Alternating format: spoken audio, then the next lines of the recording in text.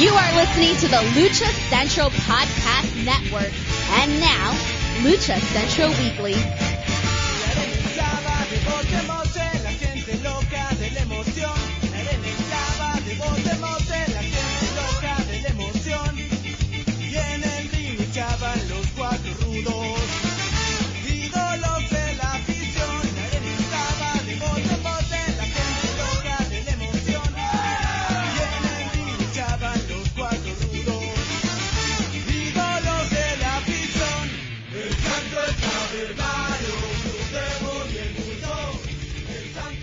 Hello and welcome to another edition of the Lucha Central Weekly Podcast. This is the podcast that lets you know all the latest happening in the world of Lucha Libre. We cover news and events of the week that was in Lucha Libre, talking Mexico-based promotions and top independents, along with luchador-related news from throughout the United States. The Lucha Central Weekly Podcast is part of the Lucha Central Podcast Network on luchacentral.com. This podcast and others from the network are also available on all major podcast streaming platforms like iTunes, Spotify, Google Play, iHeartRadio, and more. And of course, a shout out to our streaming partners at thechairshot.com. My name is Miranda Morales, and I'm one of the co-hosts of the Lucha Central Weekly Podcast. And let me introduce the rest of the team. Introducing first, he is the dashing one, Mr. Dusty Murphy. Dusty, how are you?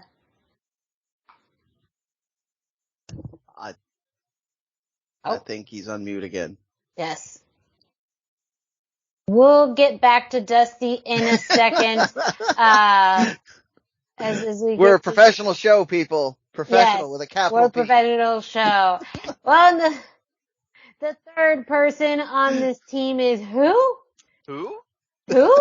Who? It's the one and only Brendan Barr. Hi, how we doing? I hear Dusty over there, so let's swing back to him. How you doing, Dusty? I'm doing pretty good. How are you doing, Brendan? I'm doing great. I don't know what happened. I kept trying. I wasn't on mute. It was my microphone. Had the whole night so far. Screw it. We'll do it live. Yeah. We can fix it in post, right? Yeah, about that. This is a one-shot deal. So if we could fix things in post, yeah, there'd be so many things I would have fixed in the past.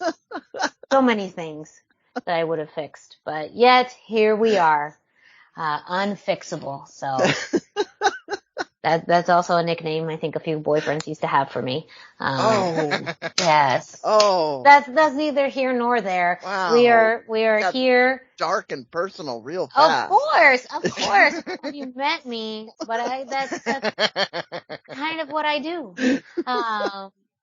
But, again, that's neither here nor there. We are here to talk about this week in Lucha Libre, all of the events and happenings, matches, news that you need to know. So we're excited for this week's show. A lot to cover, a big range of topics and matches, really from one corner to the other. So I'm really excited about covering this week's show, about all the conversation that we're going to have.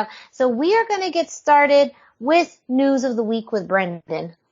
All right. So those of you who follow a little bit of what goes on behind the scenes at this show or kind of remember our history will be not at all surprised to know that we're starting off the show talking about Masked Republic's new announcement, which, by the way, though, is still a freaking huge announcement in the world of Lucha Libre. They announced they're opening a Lucha Libre agency. So they are now going to be agenting the several luchadors, probably some of whom they also helped get these the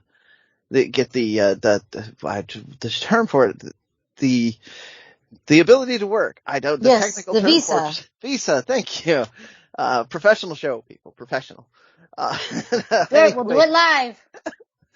Anyway, they announced that. They announced their first wave of people that they are representing, which includes, Archangel Divino, Ultimo Maldito, Conan, and Psicosis. I mean, the two of those are not surprises to me, although those of you who are unfamiliar with Archangel Divino and Ultimo Maldito, those, they were internet sensations first.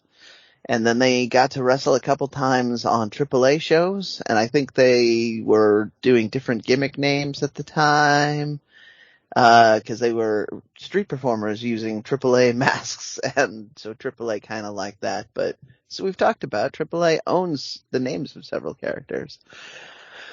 But also, I'm lingering on them a little bit because they also have already announced that they're going to be at shows on this side of the border. And I think I'm going to just kick it over to Miranda for those details and a couple other announcements. Yes, the United States debut of Ultimo Maldito and Archangel Divino will be happening at Pro Wrestling Revolution's next show, Saturday, July 30th in Santa Rosa, California at the Salón de los Veteranos in Santa Rosa. This is going to be their United States debut. So, everything comes full circle and everything is connected. And of course, the partnership that Mass Republic has had with Pro Wrestling Revolution makes perfect sense. And this is going to be, I think, a treat for those fans in attendance, on July 30th. I believe there's been other announcements or dates announced for them. I believe they will be part of the Mass Republic show in Agua Caliente that's been announced for September, and I'm sure we're going to see their names pop up on shows throughout the United States over the next few months. But with that, I also do want to plug in a few other matches that have been announced for that show on Saturday, July 30th. We're going to have a special attraction tag team match. Papo Esco and Vinny Massaro will be facing the team of Pagano and Bestia 666 or 666. The Pro Wrestling Revolution Women's Championship will be on the line as the champion Lady Apache will be facing La Güera Loca Taya Valkyrie. She has been coined a belt collector of sorts, as she is now has 4 major titles. She recently won the XPW Women's Championship a few weeks ago. Of course, we saw when she won the MLW Women's World Featherweight Championship. She is one half of the Impact Knockouts Tag Team champions. And of course, she is your AAA Reina de Reinas champion. So, the odds, could be in Taya's favor as someone who's been collecting a lot of belts as of late.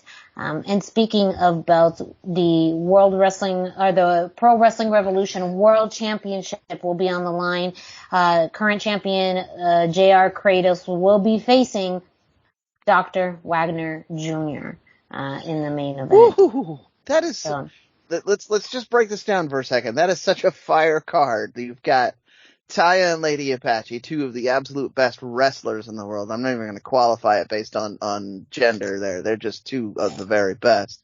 Yeah. You've got that fire main event there. And then you've got the premiere of Archangel Divino and Ultimo Maldito. These guys are going to be big names in Lucha, so seeing them early is a good idea, so you can be kind of hipstery about it and be like, I remember their first time. Yeah, this madness. Yes. Everybody needs to go see the show. Yes. You absolutely do. And it's Pro Wrestling Revolution's next show, July 30th in Santa Rosa, California. There's been also some additional matches announced. We do have a 4 corners match for, I believe it will be for the Pro Wrestling Revolution Junior Heavyweight Champion. Ship, I'm not sure, because Super Astro Jr., your current champion, will be in the match, as well as El Misterioso, Vaquero Fantasma, and El Cucuy. We also have a tag team match, the Border Patrol versus El Primo Genio and El Viento. And then we have a mixed trios match with Zuka, Diablo, Azteca, and Charisma versus Moondog, Dinamite, and Jordan Blue. So that's really the full announced card for the Santa Rosa show. Tickets are available at luchalibreboletos.com. VIP seats do include the meet and greet portion, which you get to meet and greet with all of the luchadors beforehand. Brendan and I have both experienced that, and it's such an awesome opportunity to meet with luchadors and buy merchandise before the show. So definitely invest on VIP tickets if you can. But tickets are available at luchalibreBoletos.com. Well, since you did nearly the full announcements, and I have basically two questions here. Did they announce the ring announcer yet? And if so, is she going to be at the meet and greet? Yeah. I know formal announcement has been made, but yes, I will be your ring announcer for that show on July 30th in Santa Rosa. So I will be returning to Pro Wrestling Revolution at that show. So and I will be there. I won't have very much to sell because I have nothing to sell, but I will be there at that show. So I'm very thrilled. My first time in Santa Rosa, so I'm going to be just excited to be part of that show. A big thank you to Pro Wrestling Revolution again for allowing me to be the ring announcer for this event. And that's also why I'm personally so excited and invested in this show because, not only do you see some of the best Lucha Libre talent on the West Coast, you have some really big names in Lucha Libre, both, present and future. Mm-hmm. All right. Well, thank you for helping me out with my segment here and covering that. It just seems like since you've got the inside line, it's just easier to. It's a team effort. We are the trios of podcasting. But also speaking on that, I know I'm going to be kicking over to Dusty on this next story too, because Starrcast has announced several wrestlers. I was mentioning that they had Hiromu Takahashi, as well as Dusty mentioned they've got El Desperado. El Desperado, there we go. Yeah. And Ray Phoenix, like you guys may have heard of him too. We talk about him a bit on the show. But that brings us to back to the Forbidden Door. The true Forbidden Door, which is CMLL and AAA. Never shall the two meet, unless, of course, it's in Nashville, Tennessee on July 29th, 30th, and 31st. We don't know why. Speculation from other people in the Lucha community is just that this has gone under CMLL's radar until now. So there may be some card subject to change going on, should they ever decide to care about it. But again, I want to stress when we were talking about that with the Forbidden Door pay-per-view and why Andrade and Phoenix in particular weren't allowed on the actual pay-per-view. It was more likely that New Japan was honoring that commitment, because as you can see here, CMLL is not necessarily consistent with their acting on this policy. They'll probably still have strong words for the wrestlers, but and also, I want you guys to keep the Takahashi name in mind, because I'm going to be bringing that back up later in the show. And then Dusty had some more news for us, which I thought was Miranda, and you guys will hear this announcement and probably understand why Miranda came to my mind first. Andrade is going to be wrestling against Carlito in the WWC promotion in Puerto Rico on 8/6/22, and he has announced that he is going to have a manager for that show, and that manager is the man himself, Ric Flair. So they are definitely pulling out all the stops here to make this a big destination match. This has been true of Puerto Rican wrestling for generations. I always felt jealous of the big cards they were able to pull together. I guess. Oh, yeah. I guess if you're gonna travel all the way to Puerto Rico, you're gonna do it up proper, because you don't get there but a couple times a year.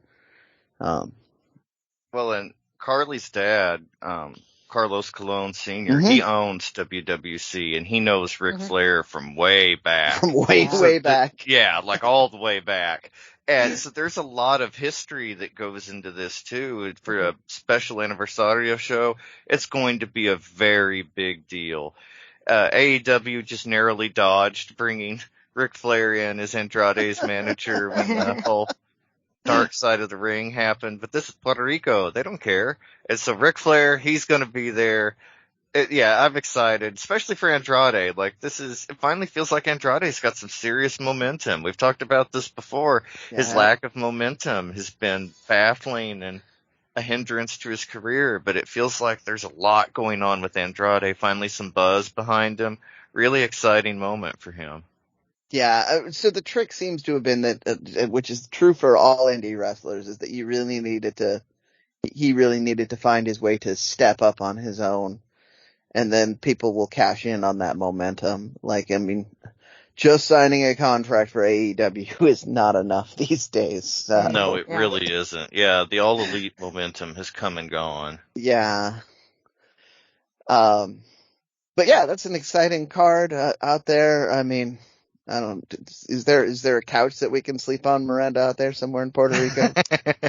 Well, sleep on the beach. Yeah, I was gonna say it would be, better off at the beach or camping out on the beach because it's just too beautiful to pass up.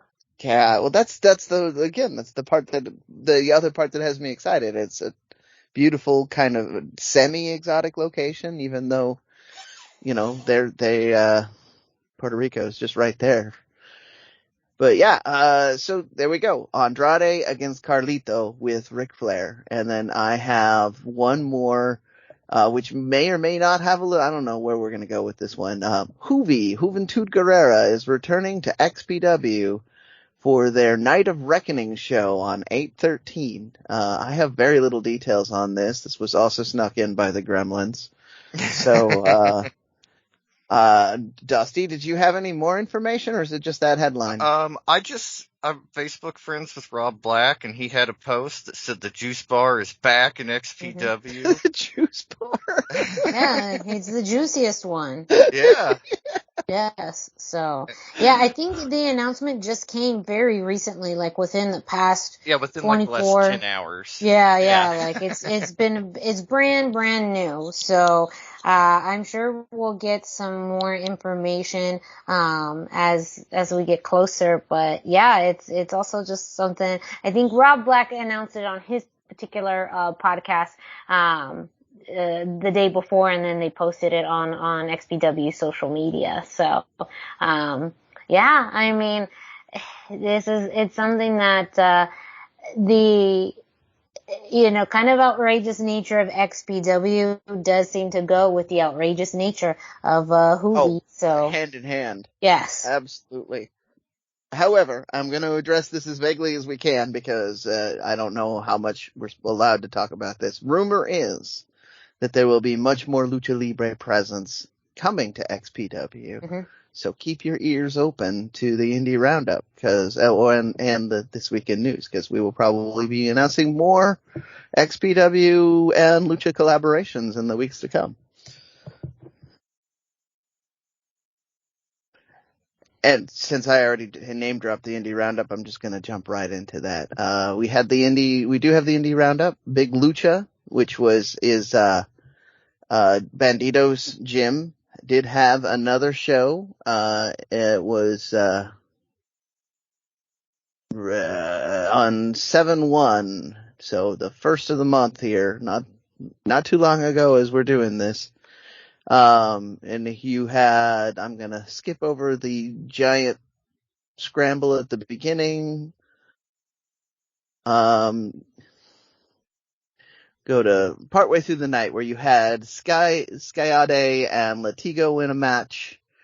And oh my goodness, I'm just so jealous of the crowd that got to see this. That's like two Yave's masters. I know that's a dying art even in Lucha, but man, I want to see those two guys going at it. Skyade got the win on this one. And then you had another match. After that, you had, it looked like 1, 2, 3, 4. You had a 5-way match.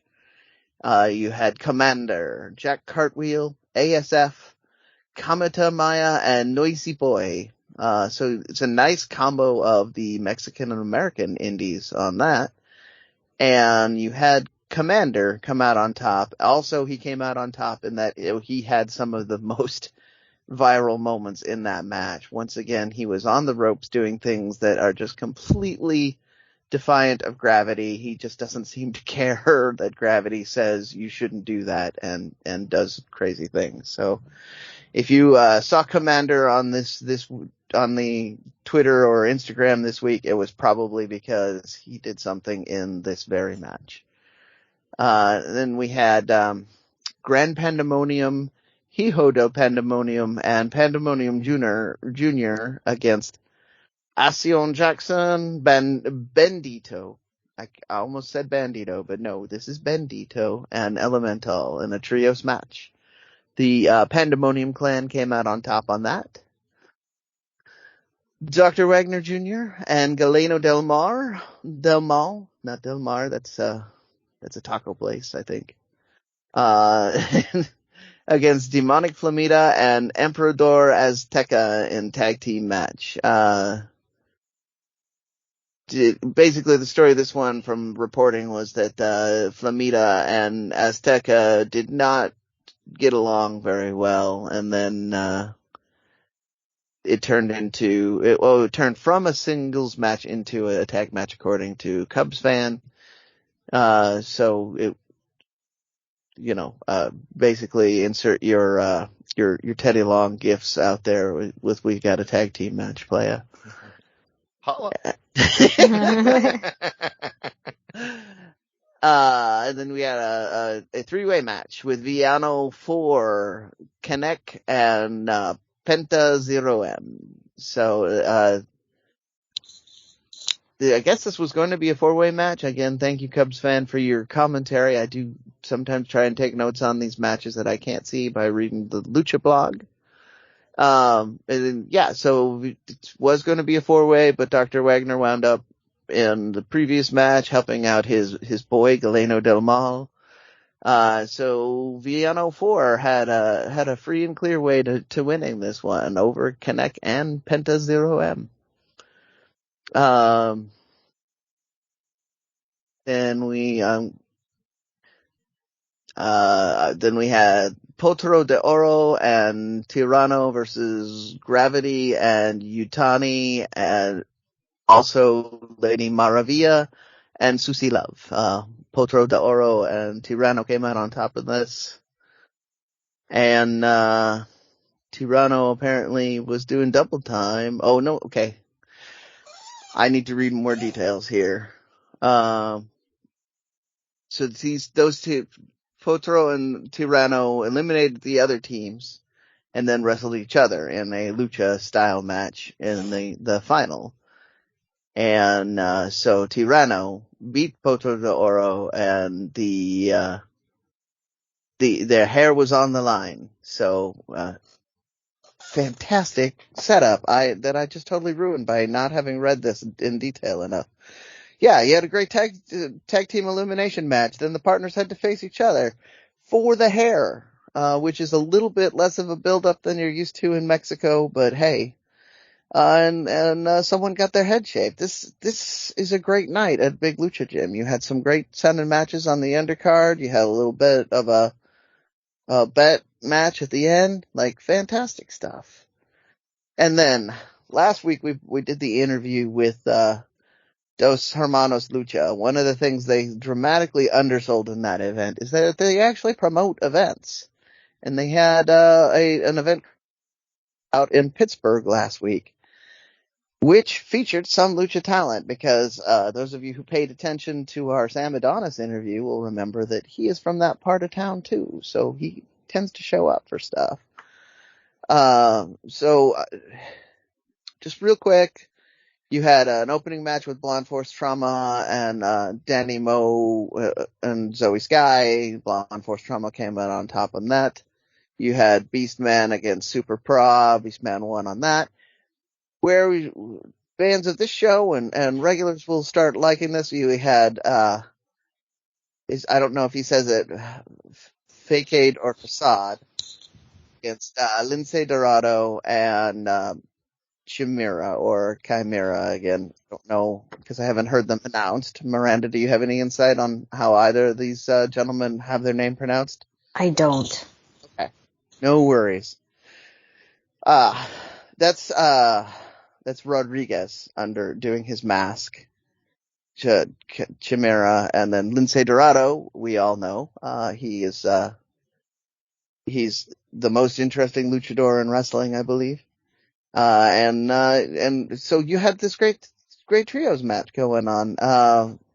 Facade came out on top on that one. It's an old ROH name. I should know it better, but I haven't seen him in forever. And then you had Victor Benjamin winning a count out, and then finally the match that I wanted to go out there and see. You had Sam Adonis and Psycho Clown. And you can probably tell by the happy tone in my voice that Psycho Clown did not win this one. He's thrilled, you guys. I saw some of the, I've only seen still photos. I haven't seen footage of this yet, but it looks like the two of them went toe to toe and literally beat the hell out of each other. So congratulations to fans out in Pittsburgh for getting to see one hell of a main event. Like that is something that you could see conceptually headlining Triple Mania. So, and you just got it out there in your backyard because Dos Hermanos Lucha and Sam Adonis just happened to really like putting on a good show. So, congratulations. That was, my indie roundup. Thank you, Dos Hermanos Lucha, for giving me the results. As I always put out into the atmosphere, if you are a wrestler, a promoter, a super fan, and you want us to talk about that really excellent show that you just saw or were part of, then please, even if you just send me the result of your match, I will do my best to talk about it on the air, just like I got this match out of the Hermanos. So that was my indie roundup for the week. And don't forget, if you've missed it, you can still listen to our interview with Dos Hermanos Lucha from Expo Lucha. That was part of our show last week. That is available on luchacentral.com, on all the major podcast streaming platforms. Check it out. We had a very fun, interesting conversation with them about their mask collection, their experience at Expo Lucha, and much, much more. So check it out.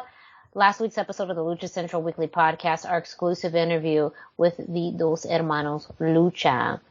Up next, so, you know what time it is. We're going to kick it off to Denise Salcedo, who brings us this week's Lucha Central.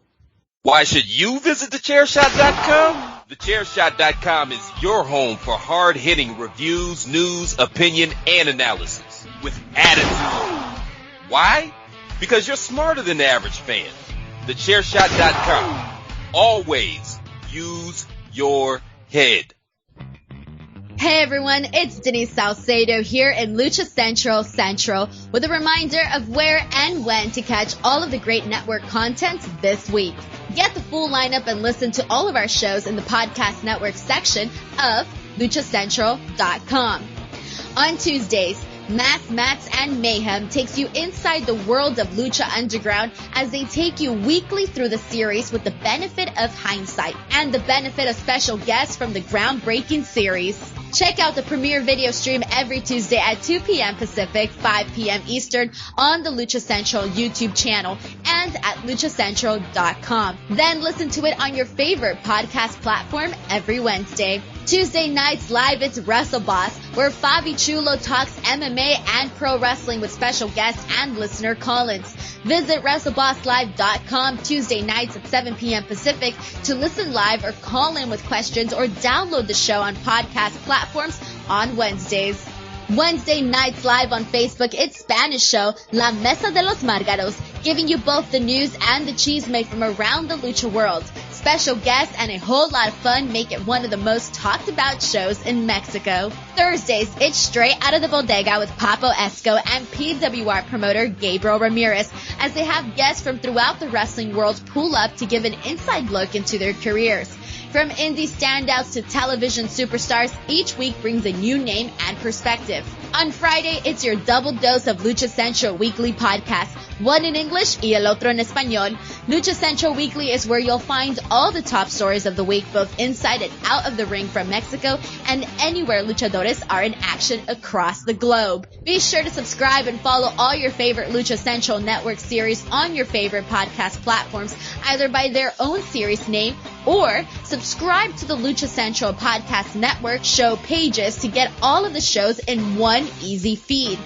And please consider giving a rating to help more fans find the shows that you love. For now, this is Denise Salcedo signing off from Lucha Central Central. Have a great week.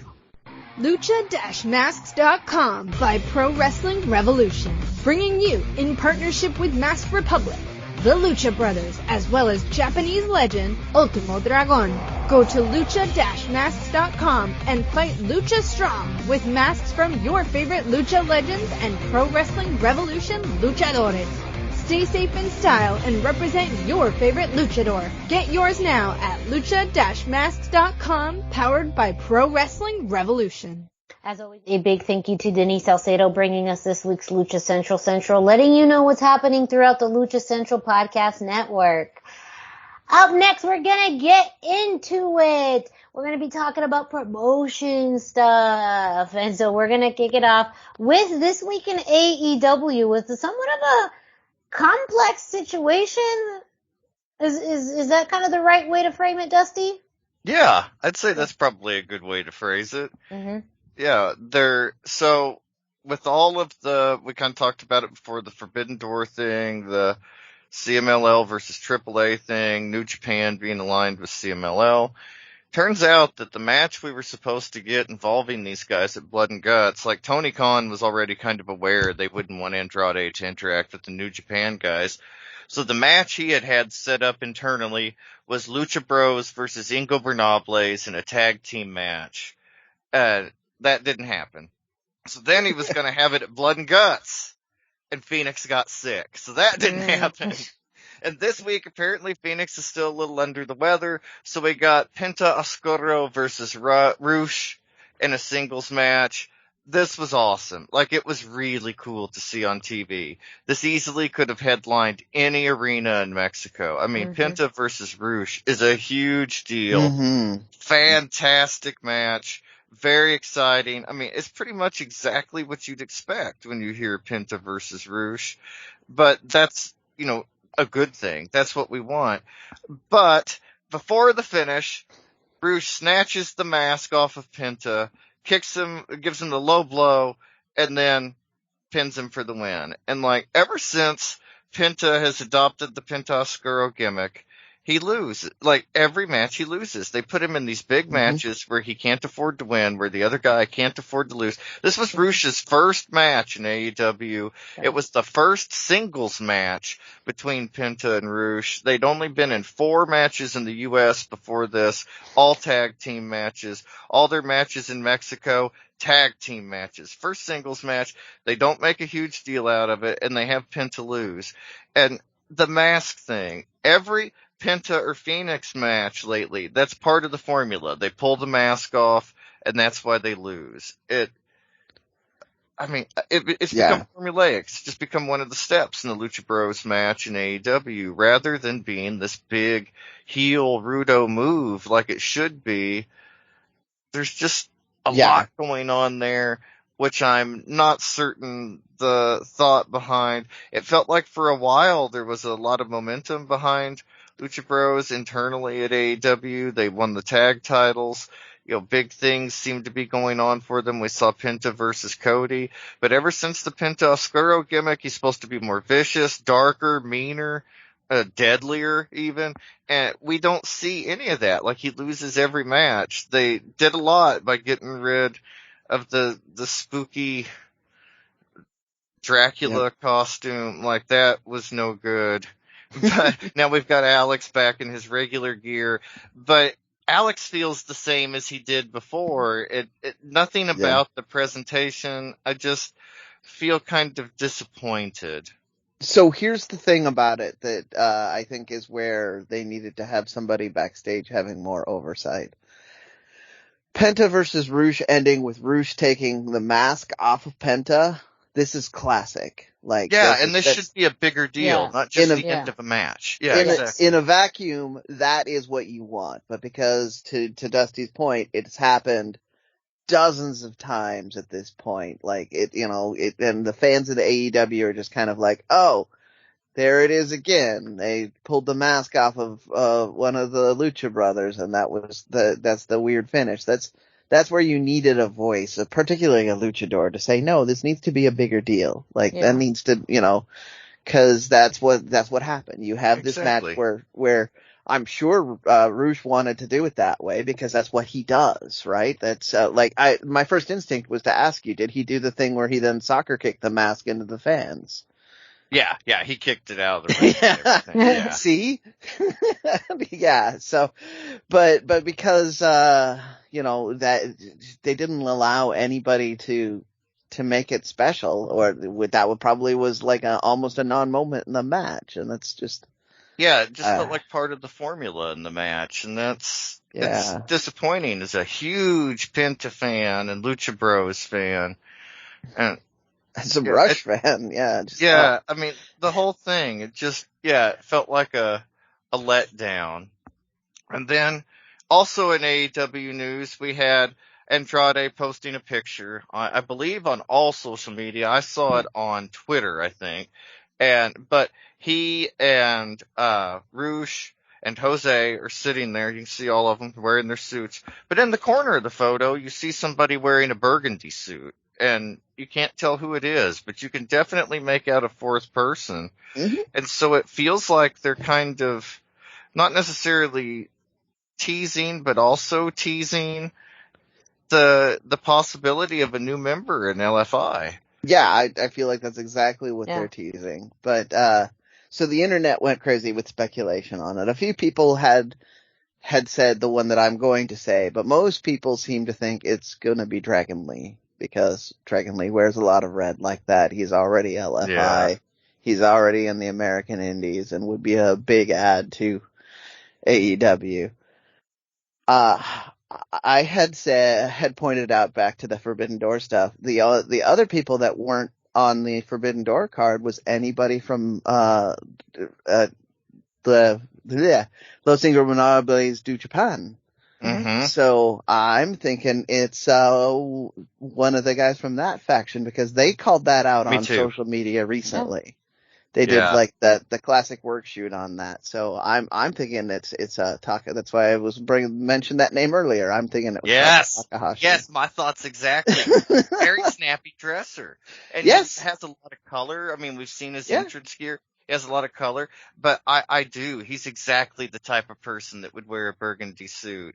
Exactly. I think it's more likely to be him than Naito, just because I can't see New Japan. I mean, I would love to see Naito show up.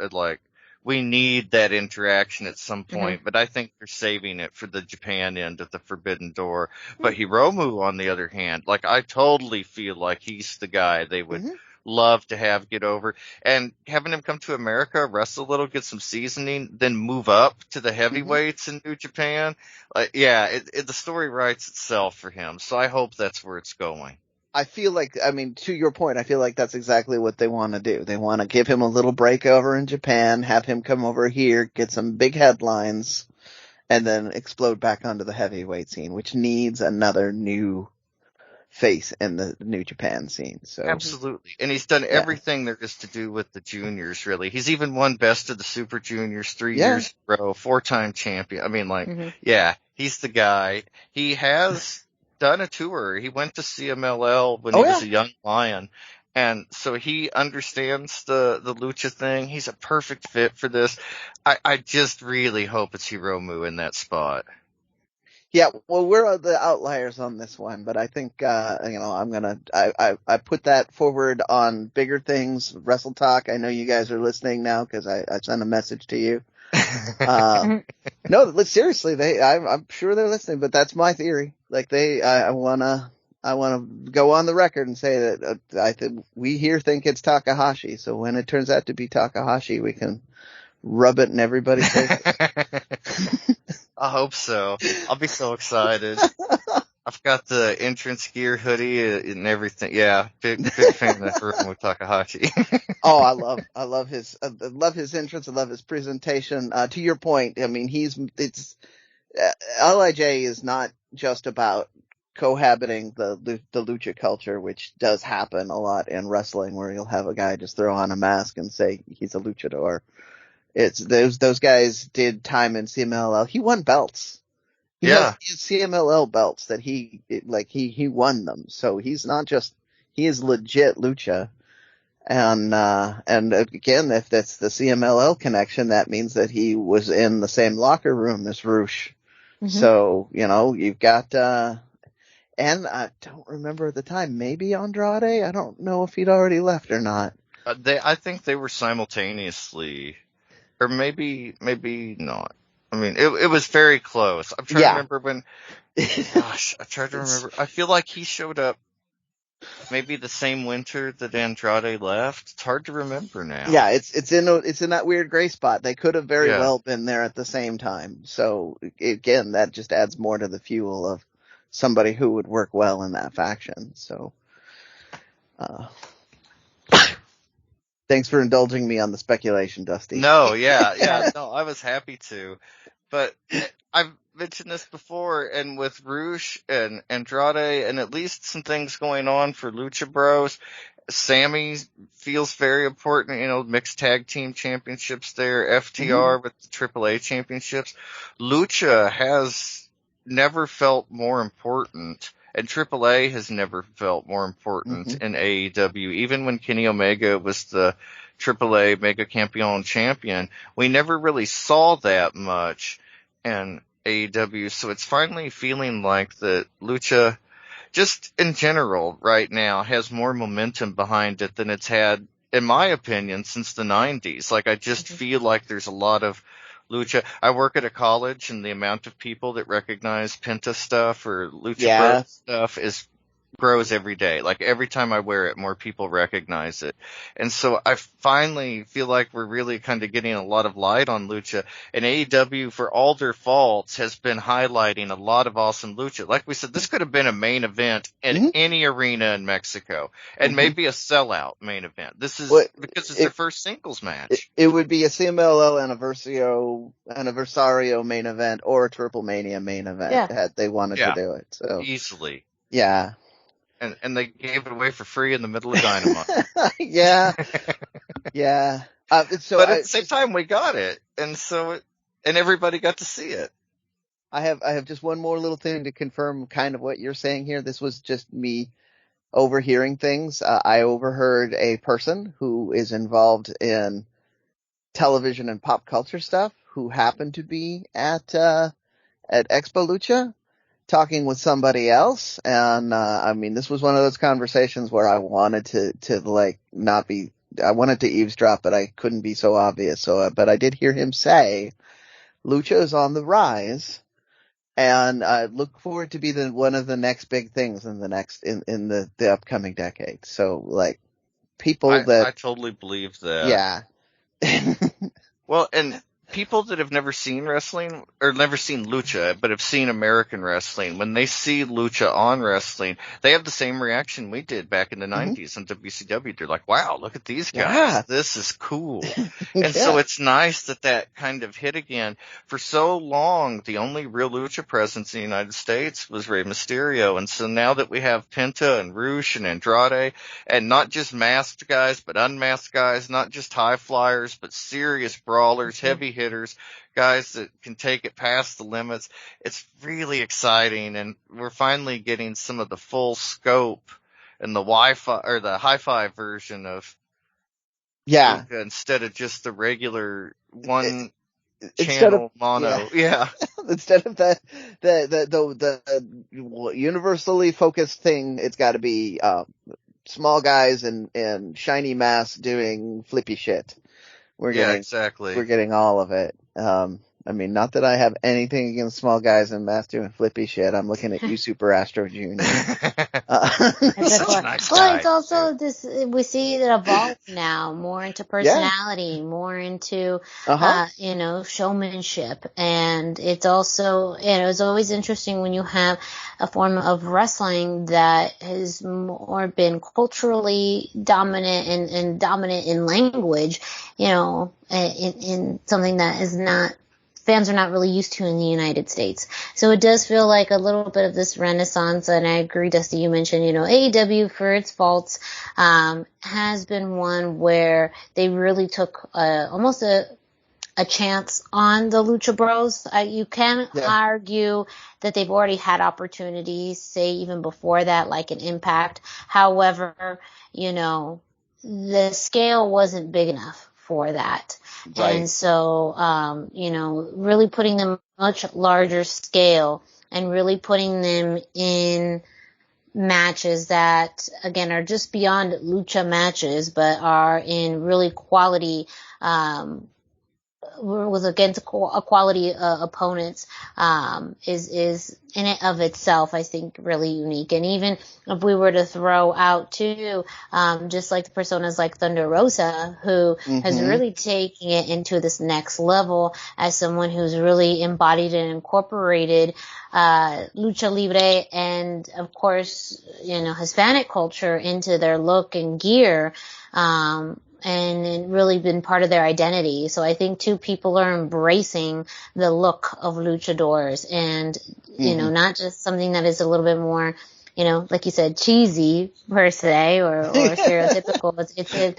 It goes into a much more artistic level, and AEW has allowed the talent to do that, their luchadors to do that. And, eventually they got there. Yeah. I do want to point out, because we keep making the comparison with WCW, they had the same problem at the beginning. It was just, let's put Rey and Psicosis in an ever-evolving match, or insert two other luchadors, Halloween and Villano 3, right? Like they did, they just, it's true. That's a deep cut for some of you guys. Yeah.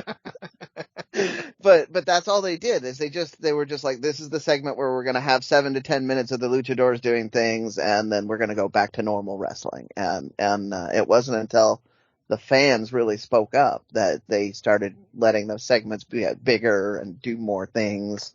You started seeing the chairman of the board, the chairman of WCW be evolving, and you started seeing Silver King getting popular. Like, that was one of the weird surprises to me at the time. King. Yeah, he's pretty cool. So, AEW was kind of in that same area where they had it, they knew it was a thing, and now that the fans are kind of forcing their attention, I think we're going to see more of it. So it's just been the most exciting time for a lucha fan. Yeah. And 20 some years, and it's because of AEW. So I do hold them to task for the things they get wrong. But like I say, we still got Rush versus Penta in their first singles match ever. That's pretty damn cool. It's only one first, and AEW gave it to us. Yeah. Very cool. At least it's the main event of the first hour. Like when they go by hourly. Yeah. Yeah, for the viewership, yeah. So it was the main event of the first hour. Had that going for it.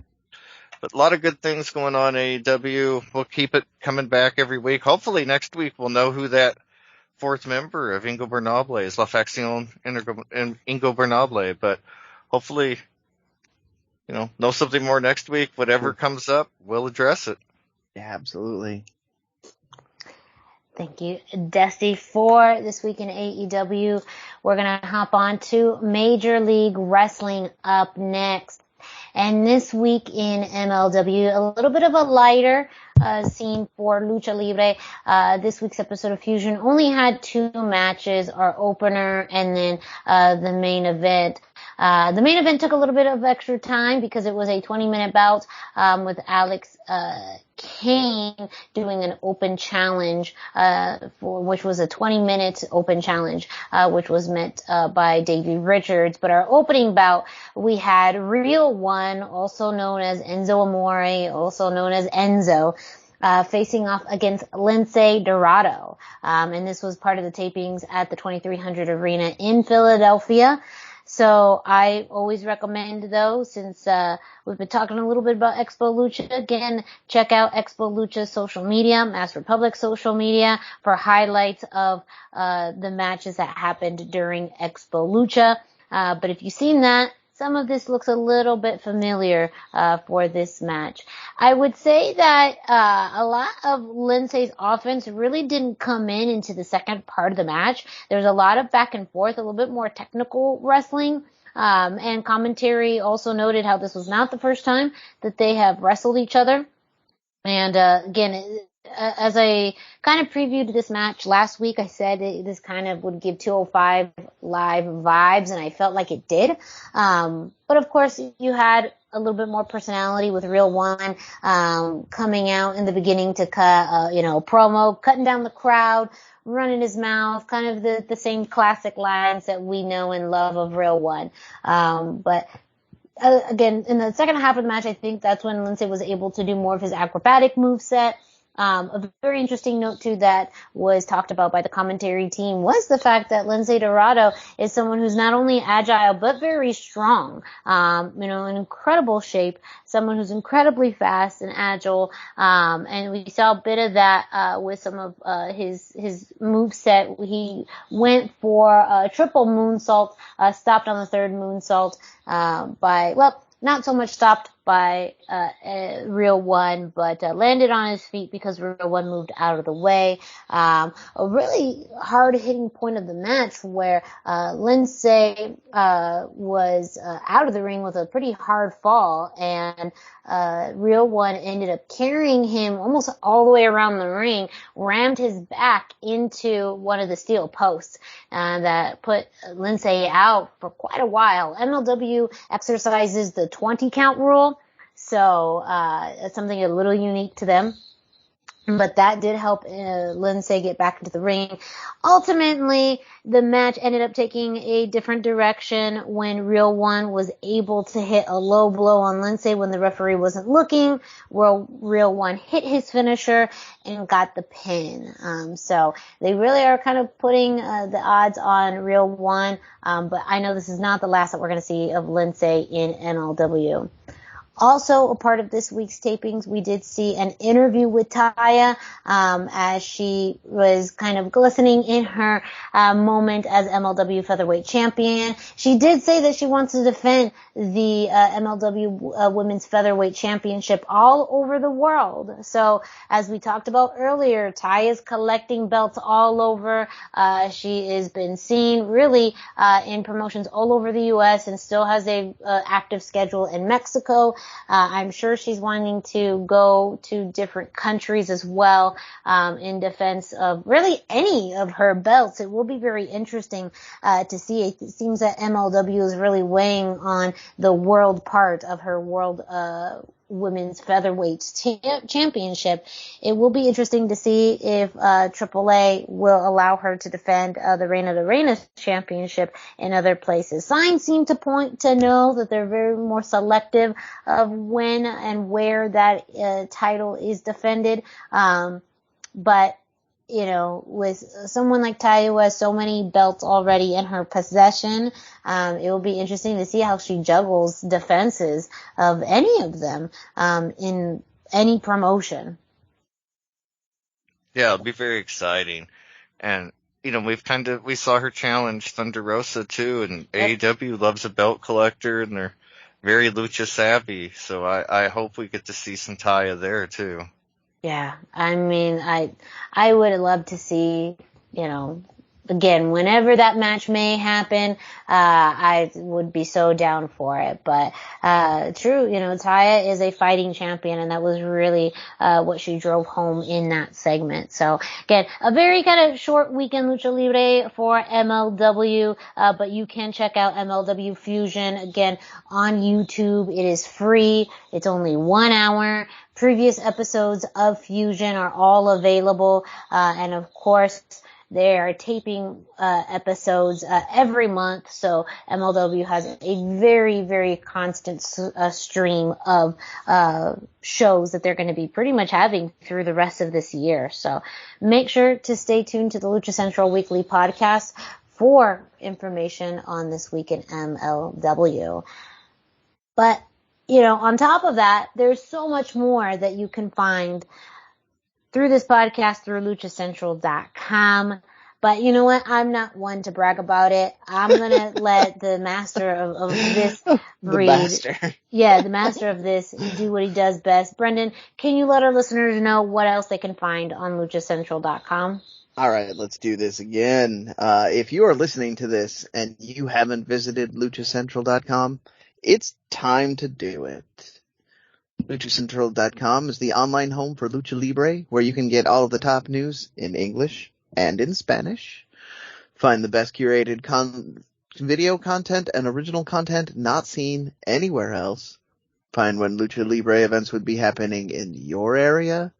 Find photo galleries from top photographers covering Lucha Libre around the world. It's a place to have your voices heard, from weekly polls to annual awards, seen and read by top executives in all of the major Lucha Libre promotions across the globe. And on top of that, it's still free. LuchaCentral.com, your centralized place for all things Lucha Libre. Thank you, Brendan, for that. We're going to now transition into this week in WWE. And there's actually a few good tidbits that happened in the WWE this week. Dusty? Yeah, I mean, like I say, we try to call it out when they do good things in WWE, and this week we finally had something. A lot of people didn't care for the finish, but I did. Mysterios were up against Judgment Day. They decided to bring back some Eddie moves. Ray throws the chair, flops on the ground like he was murdered, literally murdered, just lays there like he's dead. Ref sees the whole thing, assumes he's been hit with the chair, calls for the bell. They pick up the easy win. Very cool. Afterwards, Rhea Ripley called Dominic out on Twitter and said that, if you want to, cheat to win, got to do all that stuff, you're not a winner at all, but I will be your Poppy. And I tell you, Dominic, if you're listening, you should take her up on that, because an offer like that doesn't come around every day. Whoa. Whoa. It was super cool. So I had originally said, Reina Gonzalez for the China role with Dom, but I'll take this. Yeah, that would be so cool, right? Like, yeah. And she could be Dom's Dom. And I totally like it. He could come out in a leash or whatever. I would go for it. But Judgment Day were fantastic in this match. They jumped the Mysterios before the bell. The match started during the commercial break, which I don't really care for. Everything else was great. Ray hits the frog splash, but Balor raised his knees. Dominic tosses him the chair. Ray sells it like murder. Pick up the win. 9 minutes on TV. Very cool. Also on Raw, we had a hot dog eating contest. Not super memorable. But in the background, if you paid attention, you saw a previous guest on our show, Miss Viva Van herself. She was there. Yeah. They were in San Diego. They had a bunch of wrestlers in the background, and she was right there. Lots of camera time. She's got such a great, unique look, easily stood out. Of course she was right there, because, she's really camera friendly. Well, that's just it. I don't mean to dwell on her looks, but how do you not put a beautiful woman like Viva Van, where the camera could get? That's exactly what TV does. and it was so cool to see her there, see her on Raw. If you remember, Britt Baker got her start in a 2-minute match, losing to Nia Jax, I believe she also got potatoed in the nose. And, so little spots like that lead to a lot. MJF start his first TV appearance, national TV, was as one of Samoa Joe's bodyguards. Just cool stuff, little things like that where you see somebody before they're huge. This was our moment with Viva Van before she's huge. Very cool to get to see that. And then also in WWE news for the third great story of the week, WWE is coming to Mexico again in October the 29th and 30th. Mm-hmm. On the 29th, they're going to be in Monterrey. That's a Friday night. SmackDown Live that night. You know who's from Monterrey? Angel Garza. Oh my God, member you're of the right. SmackDown roster. And so, like, I hope we get to see Garza. He needs that hometown pop. And I think with the hometown behind him, WWE could really see him for what he's worth instead of just a novelty. There was a lot of, we talk about a lot of momentum. Angel had it, but things have kind of slowed down now with the Los Lotharios. I do have to point out the WWE tradition is that you do not win in your hometown. That's true, but the Mysterios won in San Diego, so there may be a new Lucha precedent. I was going to say, only for the Mysterios, so. I don't know.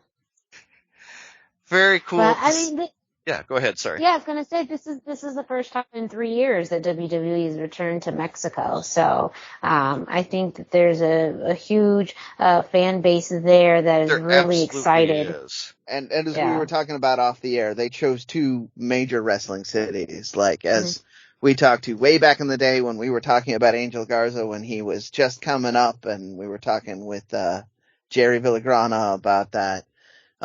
He came up in Monterrey to Dusty's point there. I did forget that was one of but yeah. Monterrey's a major wrestling city. Like there's a reason why they put the Triple Mania there. As Jerry pointed out in that interview, like if you can make it in the north, you are guaranteed to be a big thing in wrestling. Like if they like you in the north, they're going to like you anywhere. So, and Monterrey is kind of the seat of that. So yeah, it's just exciting that they chose two. I mean, obviously you're going to take Mexico City, but that also is a major wrestling city. It's home of the Mecca of Lucha Libre. So, two major wrestling cities for WWE. Somebody knows what they're doing.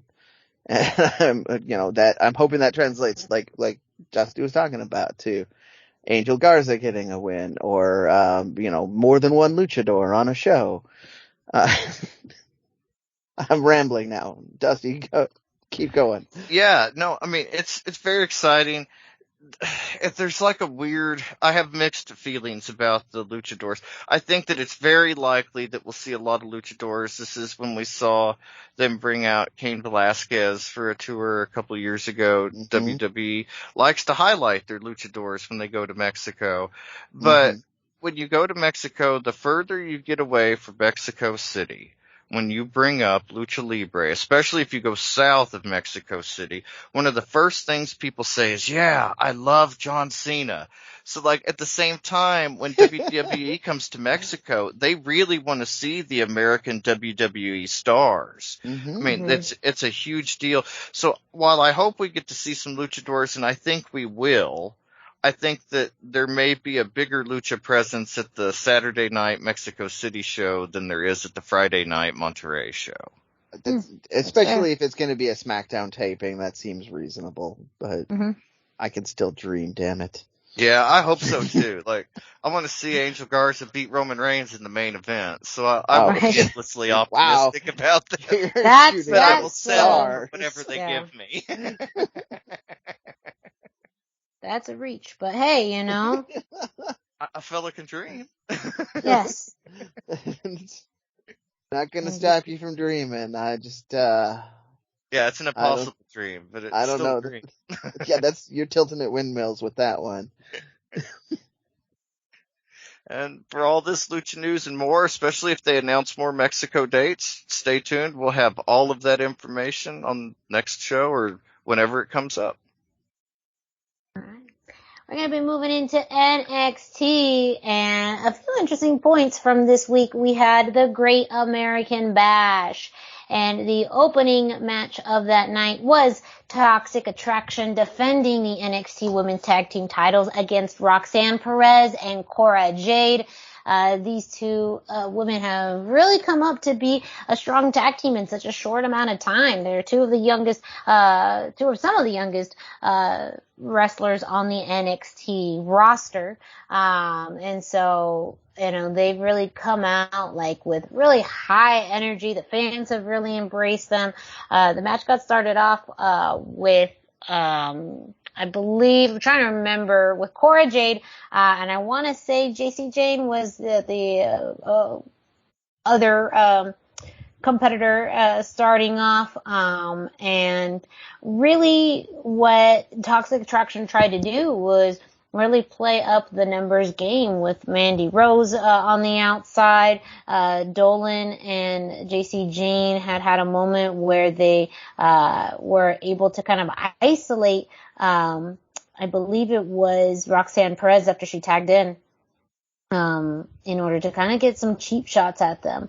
But later on, Mandy Rose pulled out the referee as he was doing a 2 count after Cora and Roxanne did a great double team drop kick. The referee was about to kick Mandy out of the ringside, but then he got distracted by a roll-up attempt by Roxanne Perez, and so she still stayed around. But at the end of the match, was Roxanne Perez hitting the Pop Rocks on Gigi Dolan to win and become the new NXT Women's Tag Team Champions. So, a very big win for both women. Roxanne herself, she's only been with WWE since earlier this year. Cora Jade, a little bit longer, but someone that they've really catapulted, especially through this new NXT 2.0. We haven't seen the women's tag team titles on the main roster at all in quite some time, so it is kind of refreshing to have a match for the NXT women's tag titles.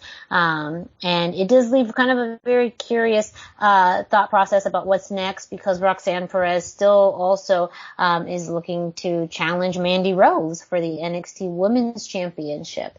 And that's also been a question too of who's going to be the person to dethrone Mandy Rose. So do we see someone like Roxanne Perez with 2 belts? Does that cause maybe the downfall of the tag champions? All of that we'll see, but a very big win, very impressive win for Roxanne and Cora Jade.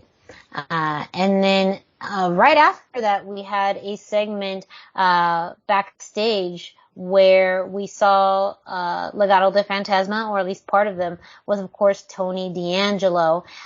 He had stated, as a result of his loss last week to Carmelo Hayes for the North American Championship, Tony D'Angelo showed Legado del Fantasma exactly what had happened to Santos, and it was a picture of him in a hospital room, implying that, well, he beat up Santos because Santos was making fun of him or laughing at his misfortune of not winning the North American Championship. Now, where I do think some of this is a little interesting is that Tony then kind of singled out the different members of Legado. Of course, you had Joaquin Wilde and Cruz del Toro, and of course Elektra Lopez. Tony said that Elektra was the only person that has helped the family, and so he pinpointed Wilde and del Toro as them having something to prove. So he's saying that he's going to give them a chance to prove themselves, and if they don't, well, they're going to end up in the same situation as Santos. So to me, it was just kind of interesting, one, that Santos is, being removed, at least storyline from this, to the isolation of Elektra, because I think they've always played with Elektra as someone that if there was ever a second in command or someone who would be able to slip into, the leader role, it would be Elektra, with Del Toro and Joaquin Wilde as still always that, tag team, more of the foot soldiers of the group. So it is still, again, a little disheartening to see Legado in these pieces because, again, as we've talked about, and as I've mentioned, they're one of the few surviving factions from the previous era of NXT, and they've grown a lot as a faction. It's absolutely been the right catapult and launching point for Santos Escobar. However, it is what is next, because nothing lasts forever. And it looks by this storyline, maybe they get absorbed into Tony D'Angelo's family. Maybe we see Elektra step up into a role. Maybe we eventually see Santos, maybe getting called up to Raw or SmackDown. Or maybe we see Santos come back. I don't know. I want to get your quick thoughts on this as far as what you think may be next for Legado. Well, I mean, it seems like they're building towards a rematch of the feud, because you don't do an injury angle like that without the payoff being that the person who got injured gets some form of revenge. I mean, you know, this is the modern era, and subverting expectations is all part of the fad, so they very well could try something like that. But I mean, your standard storyline at this point would be Santos has to come back and they do something with that. Yeah. So I think that's pretty much what we see too, because, well, if you've read into the kind of the backstage stories, allegedly Triple H held a meeting with NXT talent and told them he was back.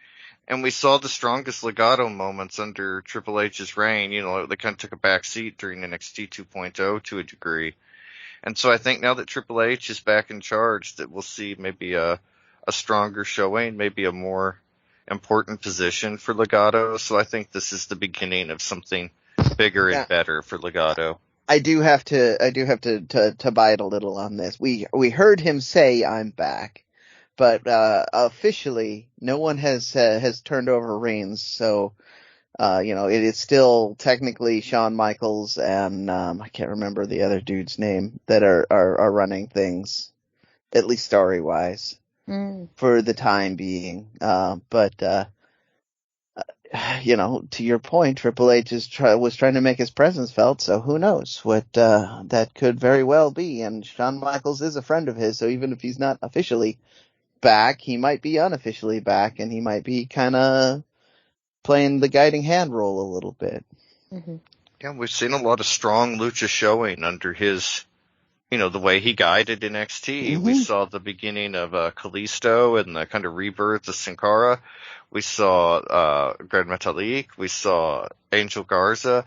There was a lot of really good lucha Andrade that came up through NXT. And so, to a degree, I feel like Triple H gets it. He wanted to have that NXT office in Mexico and try to do NXT Mexico in addition to NXT UK.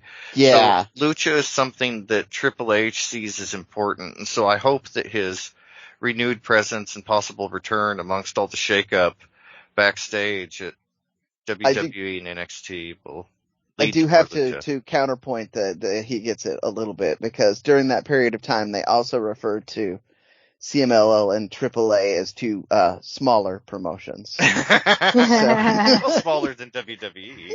Yeah, I guess in comparison, but still. Yeah, just saying that there was a little bit of tone deafness going on here. Well, you can never let on that you're not the biggest company in the world. Yeah, I was gonna say, that's like their bread and butter. Yeah, they're never going to put anyone on any equal, you know, footing as they are. That's well, fair. Apparently they were ready to buy CMLL at one time to turn it into NXT, but CMLL didn't want to. They wanted Arena Mexico to go with it. WWE didn't want the venue, and that was like a sticking point. And so when they wouldn't guarantee that they'd keep CMLL in Arena Mexico, CMLL pulled out of the deal. Yeah, so they know where they're at. They know that is their biggest draw. Is they've got the Mecca and they've got that history. They are, and I'm gonna always remind people of this because it makes Vince upset.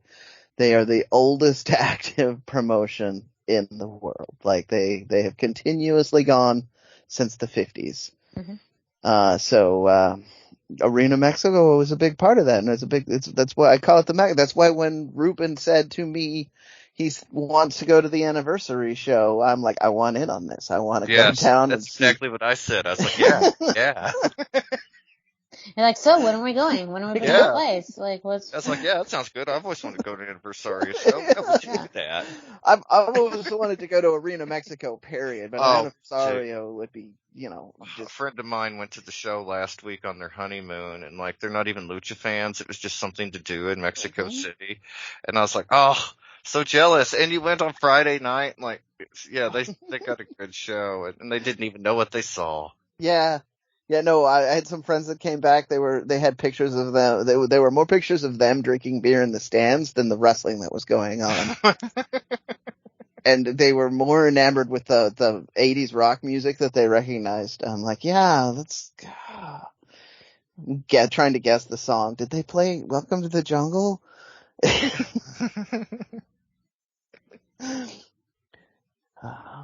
Yeah, I think there's a lot of good things getting ready to happen for Lucha everywhere, including NXT.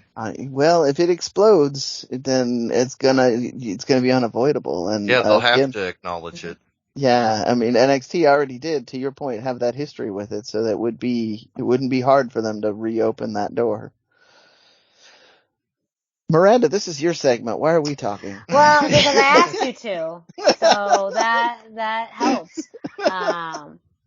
All that, very all interesting points too, again, I mean, this, it kind of is bleeding out of what we talked about with WWE coming back to Mexico, in October, and maybe reestablishing a much bigger international presence. They really reeled back during the pandemic. So now, I mean, we do see them. They're going to be going overseas to England, in a few months, to Mexico. So I think now they're slowly just starting to go back into that international market. And maybe with that, we do see, again, maybe just more of a wider representation of different wrestlers because of that.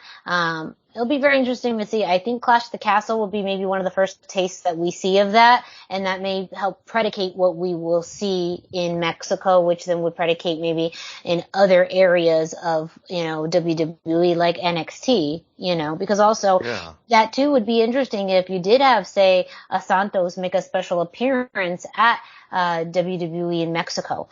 They should. Yeah, that'd be huge. Yeah. Why not? It would be it would feel like a wasted opportunity to not have that, even in like a special attraction type of moment. His dad, by the virtue of his job, is going to have to be in the building for that WWE show, so that it would be in everybody's best interest to at least have him come out in a dark spot at the very least and address the crowd. So Exactly. So. Again, it'll be very interesting to see over the next few months and how, again, with things tie and weave in and out of WWE, maybe we'll see what happens over, again, the next few weeks in NXT with Legado de Fantasma. Maybe we do get, the revenge opportunity. Maybe it means something else. Who knows? But make sure you stay tuned to the Lucha Central Weekly podcast for our analysis and news, of course, of what's happening in NXT. Last but not least, Impact Wrestling. We kind of throw Impact Wrestling in and out of this portion of the show as well. We see Lucha Libre on Impact Wrestling. And this week, low-key, straight-up banger. I think one of the best matches all week that you're going to see is Impact Wrestling Against All Odds, which was on July 1st. The actual countdown to Against All Odds, the pre-show that they air on YouTube, which is still available, which means you can watch it for free. We had Black Taurus versus Laredo Kid. And this match itself was stupid good. Like, I really, really enjoyed this match.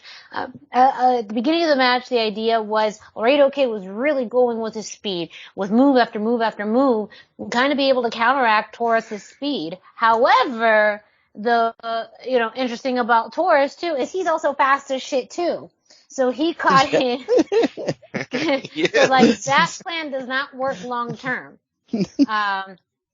So, during the match, Taurus hit a lung blower on Laredo Kid, for a 2 count, and then Laredo Kid hit a cutter from the top rope as Taurus was kind of dangling, on the top rope. Taurus had, man, this itself was awesome. It was like a torture rack, and then converted, or Laredo Kid was able to spike him with a crucifix bomb. After that, Laredo Kid looked like he was going to do a cross body, but Taurus just rammed into him with his head, with literally the horns of his mask. We did have some outside action with Laredo Kid hitting a moonsault off the top rope onto the floor to Taurus, and then we talk about the multiple moonsaults as we talked about for MLW and Lindsay doing that. Black Taurus was able to get his knees up when Laredo Kid was trying to do a moonsault in the ring. And then, man, the thing is with Taurus, he really comes up with these power moves out of nowhere. And that too is like one of those things where he does it in matches where it's like, oh my God, like they're so quick but they're so hard. And you get a few of those in this match, with, his, with the, kind of spear with the bull horns, this pop-up Samoan drop, and then as they end the match, Laredo Kid was trying to hit his signature move, the Spanish Fly, but then Taurus was able to counter and hit like this one-handed like power bomb choke slam from the top rope.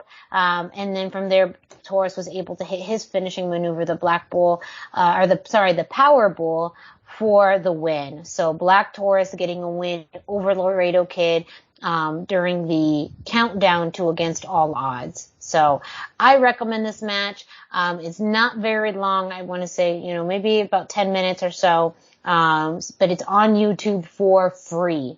So highly, highly recommend it. I think it was just a low-key banger match. Like, you just have to watch it. And I think that's why I'm thinking a little bit earlier too about when we were talking about AEW, Impact Wrestling does absolutely have a platform for luchadors. We've seen it in the past. They were really the first U.S. promotion to bring on the Lucha Bros. We saw really a very lengthy history with LAX. And in some ways, I always thought, I wonder why we're not getting kind of revisiting that in AEW and maybe a bigger platform. But that's neither here nor there. I'm segueing into a whole other conversation for a whole other day. But, shout out to Impact Wrestling on that match. We also saw Laredo Kid and Black Taurus in singles action on this week's episode of Impact. Airs on Thursdays. Laredo Kid faced Trey Miguel, and in that match, Trey Miguel won. Really, Trey Miguel is still kind of recovering, I believe, from some kind of knee injury. So that was something that really it was challenging for Trey Miguel in this match. But still, Laredo Kid was still as fantastic as he is, especially with someone with Trey Miguel who is very similar, in size, in mobility, in fastness. Again, it seemed like Laredo Kid had the leg up in a few moments, hitting a Michinoku driver.